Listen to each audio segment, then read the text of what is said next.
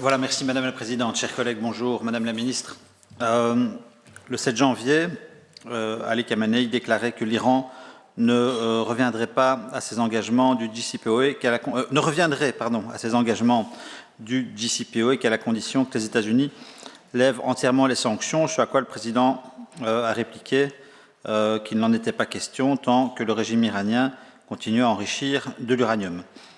Alors, si l'arrivée de Joe Biden à la Maison-Blanche laisse entrevoir la possibilité d'une détente dans les relations irano-américaines, il faut constater, après quelques semaines, qu'on est encore très loin du compte, même si en effet des progrès sont à constater, en tout cas dans la volonté de renouer le dialogue.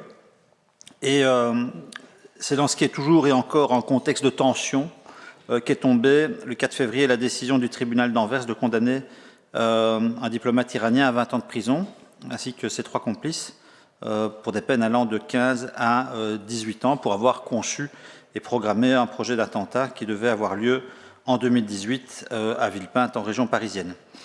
Il visait un meeting, vous le savez, du Conseil national de la résistance iranienne, et la République islamique, par la voix du porte-parole de sa diplomatie, a très rapidement condamné cette décision. Alors, nous sommes évidemment fiers de vivre dans un État doté d'un pouvoir judiciaire indépendant, où de tels actes ne peuvent pas rester impunis, mais il n'en demeure pas moins que, comme d'autres, je suis préoccupé par les éventuelles conséquences du verdict sur les relations que l'Union européenne entretient avec l'Iran et surtout sur les efforts qu'elle mène afin d'en revenir au terme de l'accord de Vienne de 2015.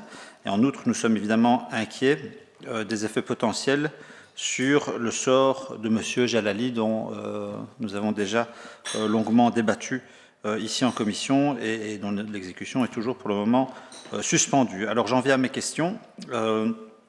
Quelle est votre analyse de l'impact de ce jugement sur les relations bilatérales avec l'Iran?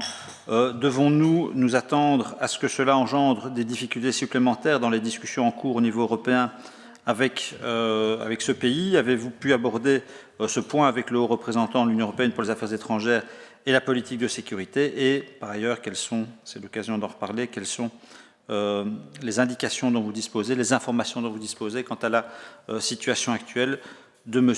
Reza Jalali? Je vous remercie. Oui, à mon tour de remercier la ministre pour ses réponses. Le dossier iranien est un dossier qui va occuper la diplomatie européenne de manière intense dans les prochaines semaines et les prochains mois, si ce n'est déjà le cas.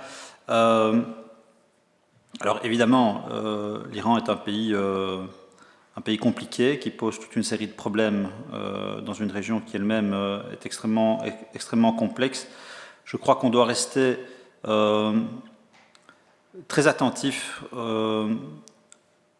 à nos priorités, et je pense que la priorité absolue, c'est de rétablir le cadre du JCPOA et de faire en sorte que chacun en revienne aux engagements qu'il a pris dans le cadre de cet accord en 2015. Et donc il faudra être attentif évidemment à ce que des dossiers périphériques, comme le jugement du tribunal d'Anvers par exemple,